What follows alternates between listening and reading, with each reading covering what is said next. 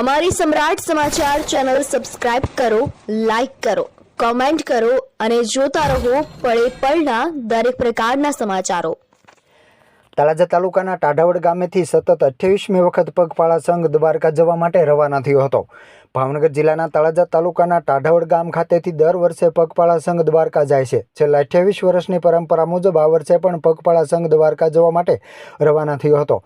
આ અંગે ટાઢાવડ ગામના અજીતભાઈ પરમાર પાસેથી જાણવા મળતી માહિતી મુજબ તળાજા તાલુકાના ટાઢાવડ ગામેથી વજાદાદા ભગત દ્વારા દ્વારકા સુધીની વર્ષોની પરંપરા મુજબ ઉપડતી 28મી પદયાત્રા સંઘ રવાના થયો હતો, જેમાં અભયસંગભાઈ ચારડિયા ટાઢાવડ તથા લક્ષ્મણભાઈ રાઠોડ તથા ભોથાભાઈ ચૌહાણના માર્ગદર્શન હેઠળ સંઘ દ્વારકા જવા માટે રવાના થયો હતો।